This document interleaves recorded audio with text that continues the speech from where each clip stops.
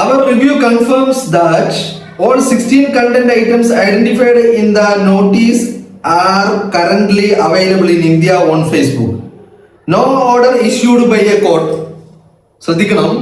No order issued by a court, government body or law enforcement authority, including Kerala law enforcement, prompted these enforcements. The temporary restrictions of the content in India was the result of an error in our automated system designed to facilitate Meta's statutory compliance effort.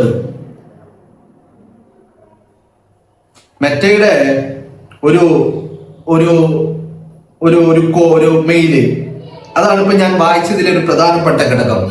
ഈ മെറ്റയുടെ ഈ കത്തിലെ ഈ വരി ഞാൻ വായിക്കാൻ കാരണം, ഇപ്പൊ കഴിഞ്ഞ ദിവസം കേരളത്തിലെ ഒരു സ്ഥാപനം, മാധ്യമ സ്ഥാപനം റിപ്പോർട്ടർ TV അല്ലെ, റിപ്പോർട്ടർ TVയുടെ കഴിഞ്ഞ ദിവസം കുറച്ച് ദിവസങ്ങളുടെ ചർച്ചകളും എന്തായിരുന്നു, സതീശൻ പറഞ്ഞു സതീശനെതിരായ കാർഡുകൾ മെറ്റ നീക്കം ചെയ്തു അല്ലെ. സതീശന്റെ വാർത്താ സമ്മേളനത്തിൽ വീണ്ടും പറഞ്ഞു, ഞാനോ ഗവൺമെന്റോ അങ്ങനെ ഒരു ആവശ്യവും ആരോടും ഉന്നയിച്ചിട്ടില്ല.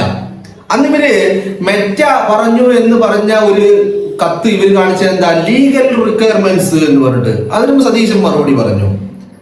അപ്പോ അത് മാത്രമായിരുന്നില്ല മൊട്ട അരുണിന്റെ ഒരു ആവശ്യം. മൊട്ട അരുണ് എന്തായിരുന്നു, വീണ്ടും വീണ്ടും വീണ്ടും നുണ പറഞ്ഞുകൊണ്ടേയിരിക്കുകയായിരുന്നു.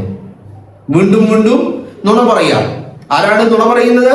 മൊട്ട അരുണും അവന്റെ തലതൊട്ടപ്പൻ ആൻഡോയും പിന്നെ ഇവരുടെ കൃമികീടങ്ങളും നിരന്തരമായി നുണ പറഞ്ഞുകൊണ്ടേയിരിക്കുകയായിരുന്നു. ആ നുണ പറഞ്ഞു എന്ന് മാത്രമല്ല,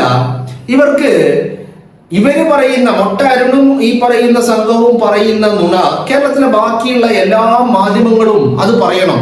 ഞങ്ങൾ പറയുന്ന നുണ അത് നിങ്ങളും പറയണം എന്നുള്ളതായിരുന്നു അവരുടെ ആവശ്യം. വളരെ വിചിത്രമായ ഒരു ആവശ്യം അല്ലേ.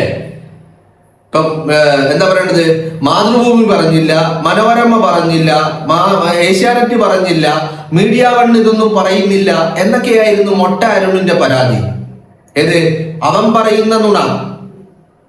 സതീശൻ പറയുന്നു ഞാൻ ചെയ്തിട്ടില്ല എന്ന്, അപ്പൊ ഇവൻ പറയുന്നു അല്ല സതീശൻ ചെയ്തു, എന്നിട്ട് ആ സതീശൻ ചെയ്തു എന്ന് ബാക്കിയുള്ളവർ പറയണമെന്നുള്ളതായിരുന്നു ഇവന്റെ ഒരു വിചിത്രമായ ആവശ്യം എന്ന് പറയുന്നത് അല്ലെ. ഇന്നിപ്പോ വീണ്ടും അതേ കാര്യത്തിൽ മെറ്റയുടെ വീണ്ടും കൺഫർമേഷൻ വന്നിരിക്കുകയാണ്. ആ ലെറ്റർ ഇങ്ങനെയാണ് തുടങ്ങുന്നത്, Meta recognizes the central role of law enforcement authorities in keeping people safe and is committed to cooperating with such authorities in accordance with the policies and applicable law. We understand that the notice seeks clarification regarding the basis, timing and subsequent restoration of 16 content on the Reporter Live Facebook page, including whether these actions were connected with any legal or government process.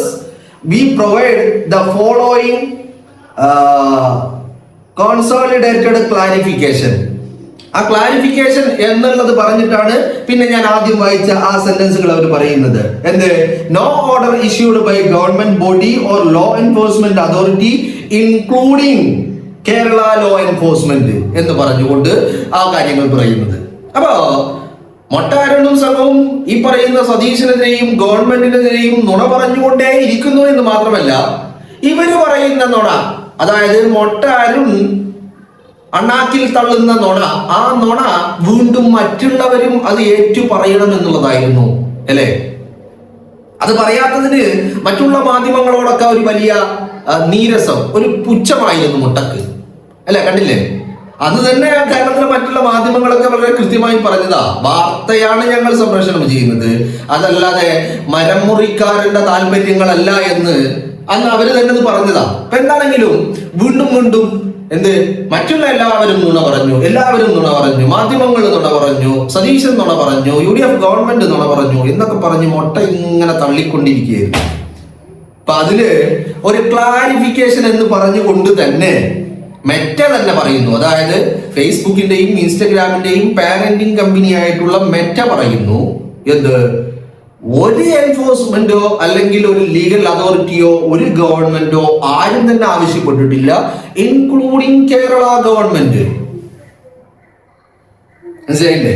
എന്നിട്ട് അവർ പറയുന്നുണ്ട് രാജ്യത്ത് തന്നെ നടത്തിക്കൊണ്ടിരിക്കുന്ന ഈ പറയുന്ന എന്താ പറയേണ്ടത് automated system designed to facilitate Meta statutory compliance efforts under the information technology എന്നൊക്കെ പറഞ്ഞിട്ട് ഇങ്ങനെ വിശദീകരിക്കുന്നുണ്ട്.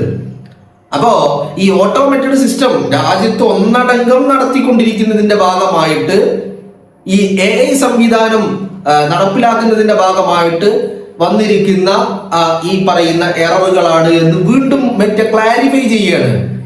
കേരള ഗവൺമെന്റ് പറഞ്ഞിട്ടില്ല, ആവശ്യപ്പെട്ടിട്ടില്ല എന്ന് മറ്റേ ക്ലാരിഫൈ ചെയ്യുക.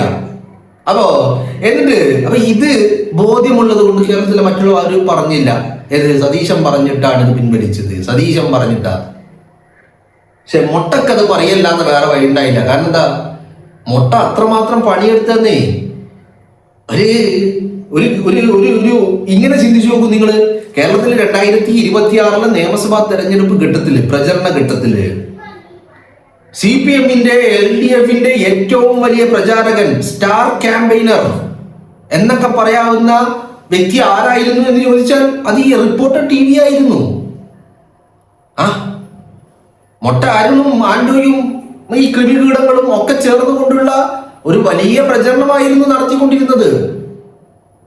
കൃത്യമായിട്ട് അവര് ഈ പറയുന്ന CPM-ന്റെ സ്റ്റാർ ക്യാമ്പയിനർമാരായിരുന്നു. ഇപ്പൊ കോൺഗ്രസിനും ഒക്കെ UDF-നൊക്കെ ഉണ്ടായിരുന്നു.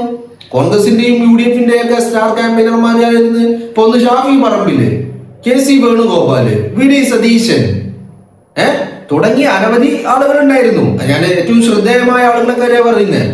അപ്പോ അതില് ഇപ്പൊ ഷാഫി പറമ്പിലും KC വേണുഗോപാലിനൊക്കെ എന്തായിരുന്നു, അവരെവിടെയും മത്സരിച്ചിരുന്നില്ല. അപ്പൊ അതുകൊണ്ട് അവർക്ക് മത്സര രംഗത്ത് ഇല്ലാത്തത് കൊണ്ട് തന്നെ എല്ലാ മണ്ഡലങ്ങളിലും പ്രചരണത്തിനെത്താൻ കഴിഞ്ഞു, അല്ലെ?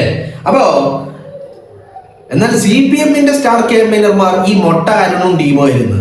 അപ്പൊ അത് അത്രയൊക്കെ പണിയെടുത്തതാ.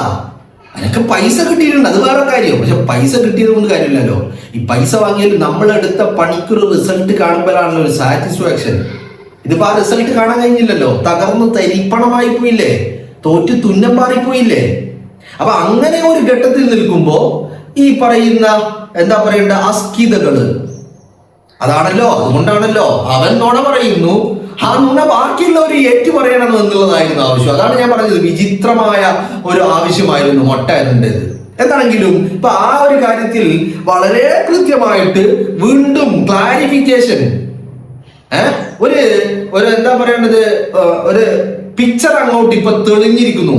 വളരെ തുറന്നുകൊണ്ട് കേരള ഗവൺമെന്റിനെ പ്രതിപാദിച്ചുകൊണ്ട് മറ്റേ പറയുന്നു, കേരള ഗവൺമെന്റിന്റെ ഭാഗത്ത് നിന്നോ കേരളത്തിലുള്ള ഒരു അതോറിറ്റിയുടെ ഭാഗത്ത് നിന്നോ അങ്ങനെ ഒരു രീതിയിലുമുള്ള ഒരു എന്താ പറയേണ്ടത് ആവശ്യവും മെറ്റയ്ക്ക് ഉണ്ടായിട്ടില്ല. അങ്ങനെ ആരും നോട്ടീസ് നൽകിയിട്ടില്ല, ആവശ്യം മെറ്റയോട് പറഞ്ഞിട്ടില്ല എന്ന് മെറ്റ പറയുന്നു.